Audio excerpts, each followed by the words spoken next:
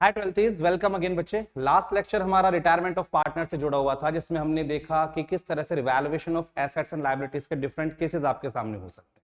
आज हम next video में स्टार्ट कर रहे हैं revaluation account, partners capital and balance sheet के साथ फुल फ्लैश ट्रीटमेंट। तो फुल फ्लैश में जाने के लिए आपको तीन क्वेश्चन के साथ, तीन चीजों के साथ बात करनी है। सबसे पहले हम बात करेंगे रिवैल्यूएशन अकाउंट की। रिवैल्यूएशन अकाउंट के साथ में हम बात करने वाले हैं पार्टनर्स कैपिटल अकाउंट की। लेट अस सपोज हमारे पास तीन पार्टनर हैं, ए बी सी हमारे पार्टनर हैं।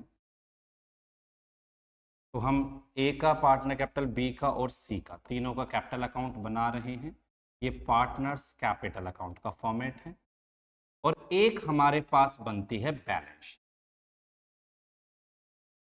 आपको पता तो है कि सीबीएसई में इस साल 6 नंबर से बड़ा कोई क्वेश्चन आने वाला तो है नहीं। तो एक बात तो कंफर्म है कि इस टॉपिक से जो क्वेश्चन आएगा वो मैक्सिमम रिवैल्यूएशन अकाउंट या पार्टनर्स कैपिटल तक की बातें करेगा। वो आपसे complete question revaluation account, partners capital और बैलेंस शीट तीनों चीजें साथ में नहीं पूछने वाला है। तो हमको फोकस करना रिवैल्यूएशन अकाउंट पर और पार्टनर्स कैपिटल अकाउंट पर। शुरू कैसे करेंगे क्वेश्चन? सबसे पहले आप बैलेंस शीट में लायबिलिटी साइड में जाना और लायबिलिटी साइड से तीनों पार्टनर के जो बैलेंस बीडी हैं उनको लिख दें। सर बैलेंस बीडी कौन है? बैलेंस बीडी ये उनके कैपिटल के बैलेंसेस है बच्चे, आपको दिए हुए होंगे। आपकी कैपिटल होती है ना, तो कैपिटल में वो लायबिलिटी होती है, लायबिलिटी में बोलेगा कैपिटल, ए बी सी ऐसे कैपिटल बोलेगा। तो आप कैपिटल लिख दोगे आप इसमें। मैंने बी पे ना सर्कल बना दिया है सो डेट तो यहां पर किस तरह की बातें दिक्कत में ना करे, तो आप समझ जाओ कि बी रिटायरिंग पार्टनर है ना। सर्कल बनाने का मतलब बी रिटायरिंग पार्टनर है। क्वेश्चन में थोड़ी सी बात आपको और बता देता हूं। चलो मान लेते हैं कोई क्वेश्चन ऐसा है कि A B C old ratio में पार्टनर है 3-2-1 में, और बी रिटायर हो गया। और क्वेश्चन आपसे कहता है कि ये बंदे आगे अपनी रेशो, आपको ही पता रिटायर हो गया तो बी का हटा देते हैं, तो 3:1 ये इनकी क्या मान ली जाती है? New ratio. और क्वेश्चन कुछ नहीं कहता तो गेनिंग रेशो भी न्यू रेशो के इक्वल मान ली जाती है। ये बात भी आप लास्ट 2 वीडियोस में पढ़ चुके हैं। डन है इतनी बातें। इसके बाद आगे बढ़ रहे हैं। मैंने लायबिलिटी शुरू किया है, फोकस ऑन द लायबिलिटीज। सबसे पहले बैलेंस बीडी डाल देना तीनों के। फिर चेक करना है कि लायबिलिटी में जनरल रिजर्व, लायबिलिटी में पी एंड एल और लायबिलिटी में कॉन्टिंजेंसी रिजर्व, इनमें से तो कुछ नहीं है। अगर इनमें से कुछ है तो ये भी ओल्ड रेशो में, ये भी ओल्ड रेशो में डिवाइड हो जाएगा। डोंट फॉरगेट द वर्ड कि any item from the balance sheet is always distributed or amortized in the old ratio only, उसमें किसी और रेशो की जरूरत नहीं होती। तो अगर आपको बैलेंस शीट में जनरल रिजर्व दिख रहा है, प्रॉफिट एंड लॉस दिख रहा है और कंटिंजेंसी रिजर्व दिख रहे हैं, तो आप इनको ओल्ड रेशो में इधर डाल दें। क्या होती है बात? ये बेटा आईएफआर भी हो सकता है और डब्ल्यूसीआर भी हो सकता है, लेकिन आप लोगों ने इनका पूरा ट्रीटमेंट देखा है तो मैंने एस्टेरिस्क साइन बना दिया है कि इनके ऊपर एडजस्टमेंट चेक कर लेना। अगर एडजस्टमेंट नहीं है तो सारा ओल्ड रेशो में डिवाइड होगा, वो तो आप लोगों को पता ही है। अब इतनी बात के बाद आगे की बात सुनो। अब जाओ एसेट साइड में। एसेट साइड में कोई गुडविल है, एसेट साइड में कोई गुडविल है, एसेट्स में कोई पी&एल है और एसेट्स में कोई एडवर्टीजमेंट सस्पेंस है। यानी कि तीन चीजें, एसेट्स में गुडविल, एसेट्स में पी&एल और एसेट्स में एडवर्टीजमेंट सस्पेंस। अगर इन तीनों में से आपको कुछ भी मिलेगा तो आप फिर से इनको इनकी ओल्ड रेशो में राइट ऑफ कर देंगे, ओल्ड रेशो में राइट ऑफ कर देंगे। कोई दिक्कत नहीं होनी चाहिए यहां तक। सर इसके बाद क्या करेंगे? अब इसके बाद आगे की बात चेक करो। जो बंदा रिटायर हो रहा है उसका कोई लोन तो नहीं है, केवल रिटायर होने वाले बंदे का। जैसे मान लो हमारे क्वेश्चन में कौन रिटायर हो रहा है? बी। तो चेक करो बी का कोई लोन तो नहीं है लायबिलिटी साइड में। अगर बी का लोन है, लायबिलिटी में है, तो इधर डाल देना क्योंकि क्रॉस आता है, क्योंकि सेटलमेंट करना है इसका। अगर एसेट्स में तो बी का लोन इधर डाल देना, बी के अकाउंट में एसेट्स वाला। ठीक है, ये बात ध्यान रखना, ये एसेट्स वाला है और वो लायबिलिटी वाला। हाँ ये बात पक्की है कि मेजरली इस बारे में वो बोलेगा नहीं आपसे, इस बारे में बहुत कम डिस्कशन क्वेश्चन के अंदर होता है कि पार्टनर का लोन दिया हुआ है, आप नॉर्मली क्वेश्चन करेंगे। तो अब तक का सिनेरियो क्या कह रहा है कि भाई जो भी लाइबिलिटी, सबसे पहले हम उठाएंगे लाइबिलिटी साइड, हम लाइबिलिटी से डालेंगे बैलेंस बीडी कैपिटल के, हमने डाले, उसके बाद हम चेक करेंगे general reserve P and L WCR में से क्या है, उसे ओल्ड रेशियो में डिवाइड करके बात खत्म करेंगे। देन हम एसेट्स में जाएंगे और एसेट्स में चेक करेंगे गुडविल तो नहीं है, पी एंड एल तो नहीं है, एडवर्टाइजमेंट सस्पेंस तो नहीं है, इन तीनों में से जो भी दिया हुआ है उसे ओल्ड रेशियो में राइट ऑफ कर दिया जाएगा। डन है बात ये। फिर मैंने पार्टनर का लोन बताया, एसेट्स वाला है तो इधर, लायबिलिटी वाला है तो इधर, केवल retiring partner, remember the word, केवल रिटायरिंग पार्टनर, बी रिटायर हो रहा है तो बी के लोन की बात हो रही है। अगर ए और सी का लोन है तो उसको एज इट इज पड़ा रहने देंगे, उसके साथ कोई छेड़खानी नहीं की जाए। आगे बढ़ सकते हैं, फाइन देन मूविंग फॉरवर्ड। अब दिक्कतें क्या हैं, एसेट्स का बढ़ना और लायबिलिटी का घटना तो इधर आएगा क्योंकि रिवैल्यूएशन अकाउंट भी बनेगा, और एसेट्स का घटना और लायबिलिटी का बढ़ना इधर आएगा। फिर प्यारे बच्चों आप टोटल कर लेना, यहां पर रिवैल्यूएशन का प्रॉफिट आ जाएगा जो कि आप बहुत अच्छे से जानते हैं, ओल्ड रेशियो में डिवाइड हो जाएगा, और अगर वो वाली साइड ज्यादा है तो रिवैल्यूएशन का लॉस आ जाएगा, ये भी ओल्ड रेशियो, एक टाइम पर एक ही अपीयर करेगा, इधर प्रॉफिट और लॉस। ओके है, ये जो रिवैल्यूएशन के प्रॉफिट आए हैं वो इस साइड आ जाए, तीनों पार्ट में डिवाइड कर, रिवैल्यूएशन के जो लॉसेस आए हैं वो इस साइड आ जाएंगे।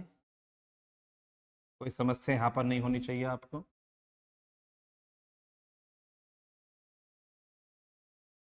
कैपिटल अकाउंट को थोड़ा बड़ा कर लेते हैं क्योंकि थोड़ा सा इंफॉर्मेशन ज्यादा है इसमें। अब इसके बाद क्या करें, इसके बाद एक प्राइमरी फोकस रखिए ट्रीटमेंट ऑफ गुडविल पर, ट्रीटमेंट ऑफ गुडविल। अगर क्वेश्चन कुछ भी नहीं कहता, अगर क्वेश्चन पूरा साइलेंट है, तो आपको पता है रिटायरमेंट में गुडविल की एंट्री होती है गेनिंग डेबिट टू सैक्रिफाइस। क्या होती है बेटा, गेनिंग डेबिट टू सैक्रिफाइस। तो सर कैसे करेंगे, अब हमारे क्वेश्चन में बी रिटायर हो रहा है तो क्या ए और सी, ए और सी बी को गुडविल के पैसे नहीं देंगे, तो ए और सी देंगे किसको, बी को गुडविल के पैसे। तो आप ध्यान दें, बी के क्रेडिट में, बी के क्रेडिट में बाय ए के नाम से और बाय सी के नाम से, बी के क्रेडिट में, और ए और सी के डेबिट में टू बी के नाम से। बेटा गुडविल की एंट्री बिल्कुल मत भूलना, ये जरूर करनी है, और यही तो मेन है गुडविल की एंट्री में, यही तो मेन कंटेंट है, इसे लिख देंगे हम।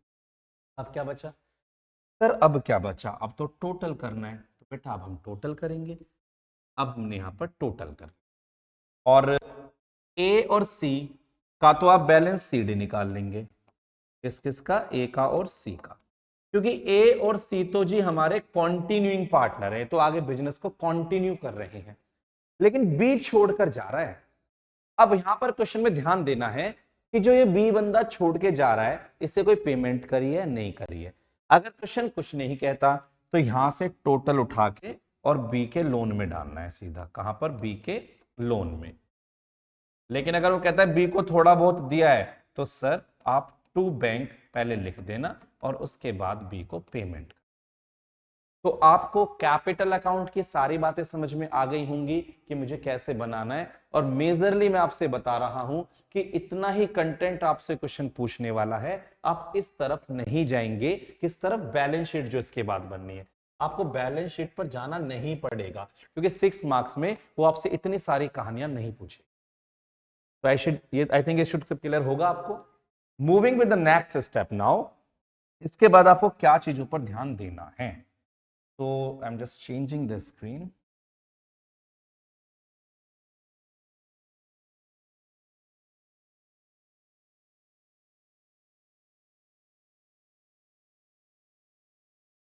देखेंगे जी, फोकस करेंगे आगे की बात।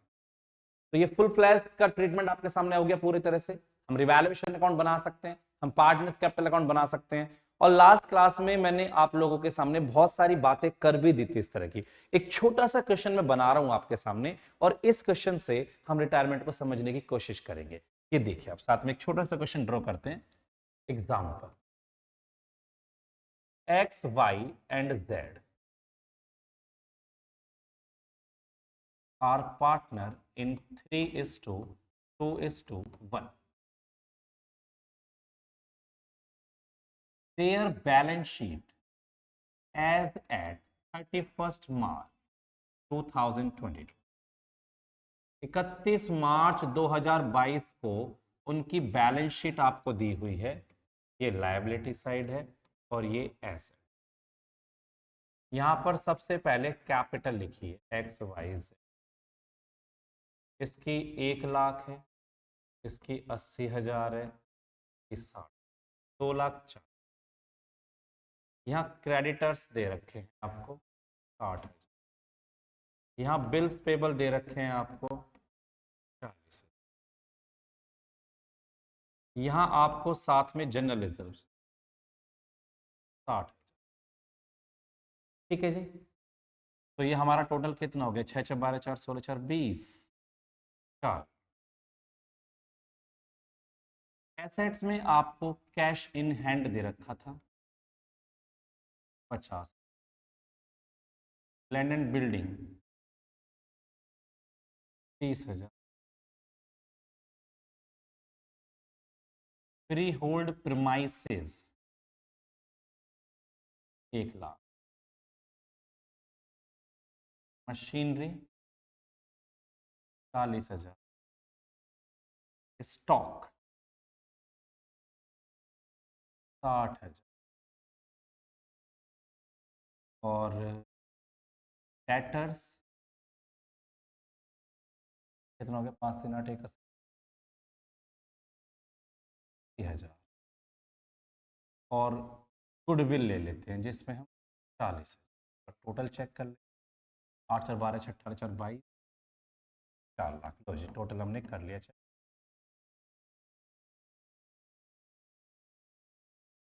अब आपको आगे क्या बोल रहा है? Y retired from the firm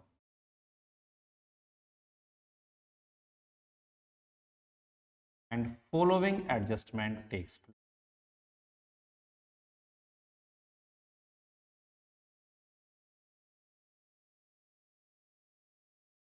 Y retire हो गया और क्या क्या हुआ, ध्यान से पढ़े। सबसे पहले land and building appreciated by ₹5,000।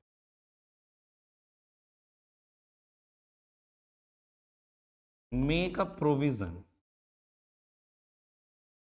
Of 5% on debtors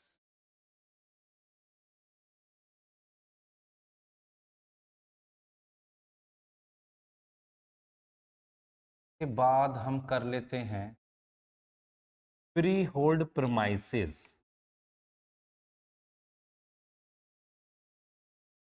valued at ₹1,15,000। Goodwill of the firm was valued at ₹60,000। Last एक एंट्री लेते हैं, वाई was paid। चलो इसको थोड़ा बदल दें।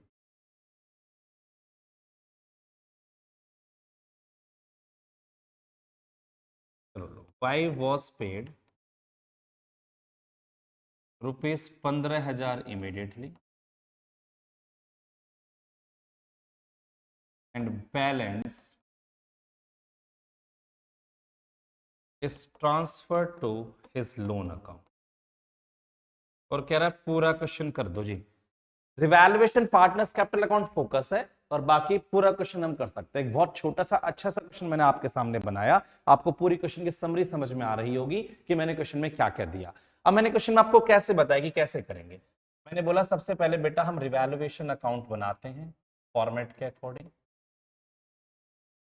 ऐसा था रिवैल्यूएशन अकाउंट, बहुत है इतना बड़ा क्योंकि एग्जाम में बहुत ज्यादा एंट्री नहीं आएंगी, हद करके 3 एंट्री आएंगी रिवैल्यूएशन पर। उसके बाद आप एक्स वाई जेड, क्योंकि आपके पार्टनर एक्स वाई जेड हैं, तो आप एक्स वाई जेड का अकाउंट बनाएंगे और यहां पे लिखेंगे पार्टनर्स कैपिटल। और एक आप क्या बनाएंगे, बैलेंस शीट। वो मेरा प्राइमरी फोकस नहीं है, मैं फिर से आपसे बोल रहा हूं, बैलेंस शीट मेरा प्राइमरी फोकस नहीं है। अब स्टार्ट करते हैं। सबसे पहले हम लिखेंगे बाय बैलेंस बीडी, कैपिटल के opening balances.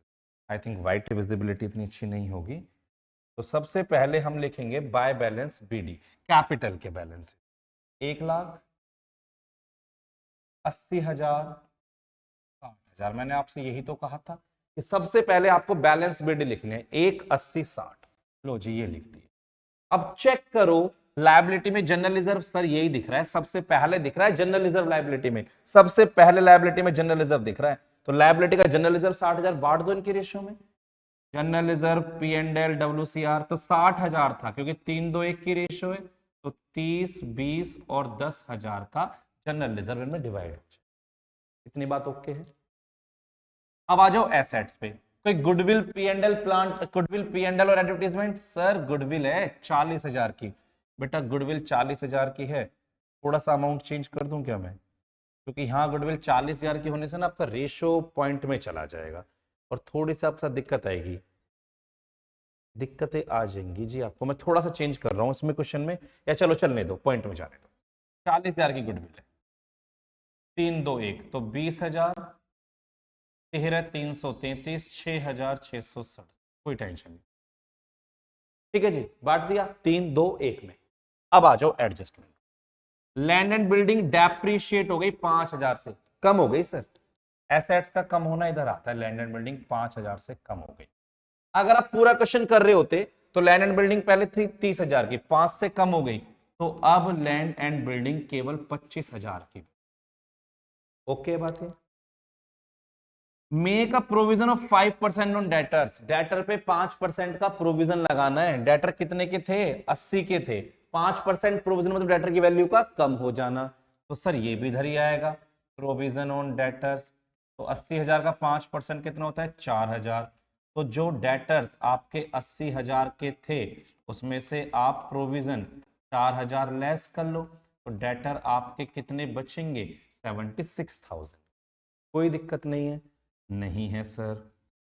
Free hold promises valued at 1,15,000, free hold promises 1,15, पहले फ्री होल्ड प्रोमाइसिस कितने के थे, 1,00,000 के थे, अब 1,15 हो गए, तो 15,000 से बढ़ गए, तो ये तो फायदा हो गया ना आपका। तो फ्री होल्ड प्रोमाइसिस 15,000 से बढ़ गए, तो अब फ्री होल्ड प्रोमाइसिस 1,15,000 हो गए। कोई समस्या नहीं है, आगे बढ़ लेते हैं। Goodwill of the firm valued 60,000, आगे जी गुडविल की एंट्री, फर्म की गुडविल कितनी वैल्यूड है, 60,000, और गुडविल की एंट्री क्या होती है, गेनिंग टू सैक्रिफाइस। आप ध्यान दें जरा, ओल्ड रेशो 3-2-1 थी ABC की, तो B चला गया, तो न्यू रेशो कितनी बचेगी, 3-1 बचेगी A की और C की। ये बात सही है। और गुडविल की एंट्री क्या होती है, A debit C debit to B, A और C B को देंगे, और B को कितना चाहिए गुडविल का ये आपको पता होना चाहिए, तो सबसे पहले B का शेयर निकालना गुडविल में। अब ध्यान दो, फर्म की गुडविल कितनी है, 60,000, और B का शेयर कितना है, ये रहा B का शेयर 2/6, यानी B का शेयर कितना आ गया, 20,000। तो B को गुडविल के चाहिए 20,000, 3-1 की रेशो में 15,000, 5,000। तो ए और सी के तो डेबिट में, टू बी के नाम से 15 और 5, और बी के क्रेडिट में बाय ए के नाम से और बाय सी के नाम, 15 और 5। मेरे ख्याल से आपको गुडविल की एंट्री समझ में आ गई है। बेटा मैंने इसके बाद कोई एंट्री नहीं ली, बस मैंने बोला वाई को 15,000 इमीडिएटली दे दिए थे और बाकी वाई के लोन अकाउंट में डाल दिए। ठीक है, तो बात मैं बाद में करूंगा, आप फिलहाल यहाँ टोटल देखो पहले तो रिवैल्यूएशन का। 15,000, 15,000 में से 9,000 के तो कितना बचा, 6,000। आपको पता है रिवैल्यूएशन में प्रॉफिट आया है, क्योंकि एक्स वाई जेड ये रेशियो में डिवाइड हो जाएगा, 3-2-1 की रेशियो है, 3,000, 2,000, 1,000। ये रिवैल्यूएशन प्रॉफिट आप इधर डाल दो, 3,000, 2,000, 1,000। अब आप यहां पर टोटल एक 30 और 3 133, 80 20 90 110 112,000, 122,000 आ गया। 80 20 1 1 22, 1,22,000 आ गया। और 60 70 71 71,000, तो 1,33,000, 1,22,000 और 71। देखो मैंने क्या बोला था कि x का और z का तो नॉर्मल निकाल लो। एक 33 में से 35 गए तो 98, तो इसका बच गया। और 71 में से ये गया 6 5 11, 12,000 निकाल देते हैं, 333 जोड़ देंगे तो 59,333। ठीक है जी, तो ये आ गया इसका। रही y की बात, y को क्या बोला, देखो 15,000 इमीडिएटली दे दिए। अगर कुछ भी नहीं बोलता तो y का सारा y के लोन अकाउंट में डाल दे। अगर कुछ भी नहीं कहता तो y का सारा बैलेंस उसके लोन अकाउंट में डाल। लेकिन उसने क्या बोला कि 15,000 अभी दिया, तो पहले आप टू बैंक लिखेंगे 15,000, और बाकी जो भी बचेगा वो y के लोन अकाउंट में चला जाएगा। तो 1 22 में से 15 13 28 30 निकाल देते हैं पहले, 92, तो ये आ गया 93,667। ऊपर लिखना है 93,667। आप टोटल कर लेना, वैसे यही आएगा 15 18, हाँ यही आएगा, कोई दिक्कत नहीं। ठीक है, तो हम इससे आराम से फाइंड कर सकते हैं। तो क्वेश्चन आपको समझ में आया होगा मैंने क्या बताया। अब अलग अलग क्वेश्चन आपको अलग अलग रिवैल्यूएशन की एंट्री के साथ परेशान कर सकते हैं। ठीक है, तो रिवैल्यूएशन का ट्रीटमेंट अगर आपके कमांड में है तो आप क्वेश्चन कर पाएंगे। एक छोटा सी बात रह गई थी लास्ट क्लास में, मैंने कहा था डेटर्स का प्रोविजन का जो ट्रीटमेंट है उसे थोड़ा सा हम एक दो चीजें और उसमें डिस्कस करेंगे। तो मैं आपसे वो वाली बातें डिस्कस कर रहा हूं। 5-7 मिनट का फोकस और बना के रखो, बस समझ में आएंगी आपको बातें। तो अब हम इसको नेक्स्ट यहां से आगे बढ़ रहे हैं, मूव कर रहे हैं।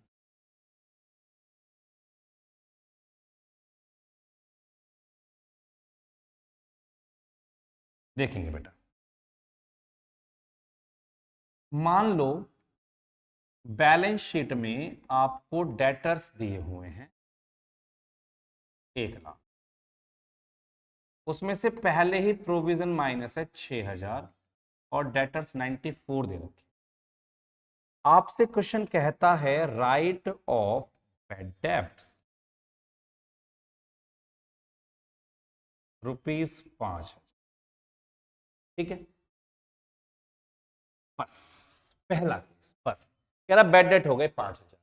अब आप खुद बताओ, 5,000 के बेड डेट हो गए हैं भाई। आप लोगों ने डेटर कितने के थे आपके, 1,00,000 के, 6,000 प्रोविजन बना रखा है। ये प्रोविजन इसीलिए तो बनाया था कि कल को अगर बेड डेट हो जाएंगे तो यहां से उस लॉस को बियर कर सकते हैं। तो ये बात आप समझ रहे हो, तो हम इस लॉस को यहां से बियर कर सकते हैं ना। तो अब जरा ध्यान दो इन चीजों पर। जब आप पूरा क्वेश्चन कर रहे होंगे तो बहुत सारे बच्चों को नहीं पता कि रिवैल्यूएशन अकाउंट में हम इसका क्या करेंगे और हम बैलेंस शीट में इसका क्या करेंगे। सर आप हमें क्लियर कर दो प्लीज। देखो जी, आपने बनाए थे आप 6 का प्रोविजन और बेड डेट हो गए 5, तो एक बात यहां कंफर्म हो गई है कि अब बेड डेट रिवैल्यूएशन अकाउंट में नहीं जाएंगे, क्योंकि वो तो प्रोविजन में से सेट हो जाएंगे। प्रोविजन 6,000 का था और बेड डेट हुए 5, तो पहले 6 के प्रोविजन में से 5 के बेड डेप्ट सेट हो जाएंगे। पहले 6 के प्रोविजन में से 5 के बेड डेप्ट सेट हो जाएंगे। अब उसके बाद क्या करेंगे, एक का प्रोविजन अभी बच रहा है ना, उसकी जरूरत क्या है भाई। आपने प्रोविजन क्यों बनाया था, क्योंकि कल को अगर पैसा डूबा तो हम यहां से एडजस्ट कर लेंगे। कल को अगर पैसा डूबा तो हम इस प्रोविजन से एडजस्ट कर लेंगे। और 5 आपके डूब गए, आपने 6 बना के रखा था प्रोविजन, तो 1,000 का जो एक्सेस प्रोविजन है उसे आप हटा दो, उसकी कोई जरूरत नहीं है। तो आप क्या करते हैं, इसमें रिवैल्यूएशन के क्रेडिट साइड में प्रोविजन ऑन डेटर्स 1,000 लिख देते। डन है बात ये। और बैलेंस शीट में बेटा, बैलेंस शीट में कैसे दिखाते, डेटर 1,00,000 और उसमें से बेड डेप्ट कितने, 5,000, तो ये आपका 95,000 सब दिखा, 95 लिखा है, क्लियर करके चलना। ठीक है, पहला केस। इसी में ही अगर एडजस्टमेंट कुछ ऐसे कहती, सेकंड एडजस्टमेंट बदलना हूं बस, बेड डेप्ट। अब समस्या आई थोड़ी सी, बेड डेप्ट 10,000 रुपए हो गए, बेड डेप्ट 10,000, या फिर खुद बताओ, अब आपने तो 6 का प्रोविजन बना रखा था और बैड डेट हो गए 10,000, यानी 6 तो ये भी सेट हो गए और 4 फालतू लॉस हो गया इस अमाउंट से ऊपर। Debt was predicted bad debt कितना हो सकता है और उससे ऊपर 4,000 का आपको लॉस हो गया, तो सर रिवैल्यूएशन के डेबिट में डालेंगे आप इसको, आप इसे रिवैल्यूएशन के डेबिट में डालेंगे 4,000 का जो नुकसान। और बैलेंस शीट में अब जो आप डेटर दिखाने वाले हैं 1,00,000 लेस प्रोविजन कितना, sorry less bad debt,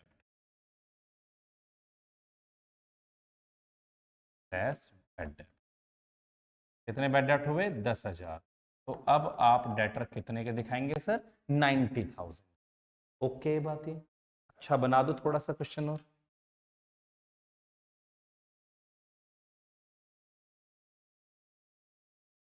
bad डेप्ट रुपीज 4,000, बैड डेप्ट रुपीज 4,000 एंड मेंटेन, चलो 10 कर लो, and maintain a provision on existing rate. मजा आ गया ना, देखो सेम अमाउंट पे कह रहा बैड डेट हुए 4,000, सर आप खुद समझदार हो, अभी आपने क्या देखा रिवैल्यूएशन अकाउंट पे, जब बैड डेट 10,000 हुए तो 6 तो यहां से सेट हो गए थे और बाकी के 4,000 आपने रिवैल्यूएशन के डेबिट में डाला था। और जब बैलेंस शीट में आप डेटर्स को दिखा रहे थे, बैलेंस शीट में डेटर्स दिखा रहे थे, डेटर्स 1,00,000, उसमें से बैड डेट अभी 10 माइनस करे थे आपने, तो कितने बचे ये 90। वो कह रहा है प्रोविजन बनाना डेटर पे एग्जिस्टिंग रेट से, एग्जिस्टिंग रेट में तो जो चल रहा है अभी आपको ये नजर आ रहा होगा 6% का प्रोविजन है, क्योंकि 1,00,000 पे कितने का प्रोविजन है 6,000, तो कितने परसेंट का है 6%, तो आप 6% प्रोविजन अब बनाओगे जो बच रहे हैं उन पर, तो लेस 6% प्रोविजन 5,400, तो फिर हम इसे दिखा देंगे 84,600, ठीक है। और ये प्रोविजन क्योंकि आपने बनाया है तो provision for doubtful debts 5,400। I hope आपको मेरी ये वाली बात भी समझ में आ गई है। Now the next one and the last one also, अगर वो कहता बैड डेब्ट्स रुपीज 4,000 और make a provision on existing rate, यानी कि वही 6%, वो कुछ भी बोल सकता है, 6% ही बोल देता, चाहे वो 5% बोल देता, अभी फिलहाल 6%, ठीक है। अब क्या हुआ सर, अब थोड़ा ध्यान से समझना, मैं आपको इसमें यूनिवर्सल ट्रीटमेंट बताऊंगा, आप कैसे भी कर लेना।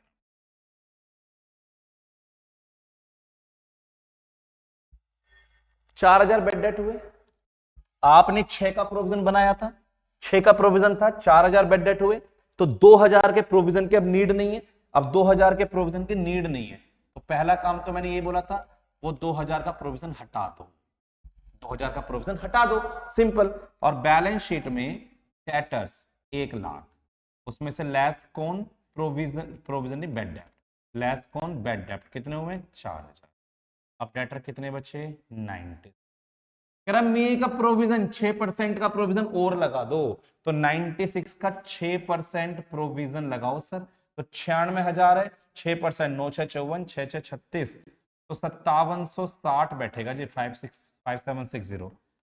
इस प्रोविजन को आप यहां लगा दो, यहां पे ब्रैकेट में लिख देना न्यू प्रोविजन और यहां लिख देना ओल्ड, और चाहो तो एक सिंगल प्रोविजन लगा सकते हो, 5,760 में से 2,000 को माइनस करके सीधा आप दिखा सकते हो प्रोविजन 3,760 ओनली, या तो ये दिखा दो या दोनों दिखा दो, दोनों ही आपके सही मान लीजिए, ठीक है बच्चे।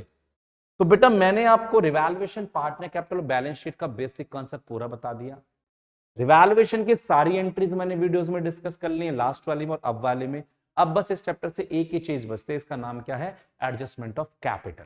तो अगली वीडियो में जो हम क्वेश्चन लेके आएंगे वो एक पीडीएफ क्वेश्चन आपके सामने एक पेज लगाएंगे और उसके साथ क्वेश्चन को सॉल्व करेंगे। मिलते हैं फिर नेक्स्ट वीडियो में, आप पढ़ाई करते रहो, exams are very closer, all the best, take care.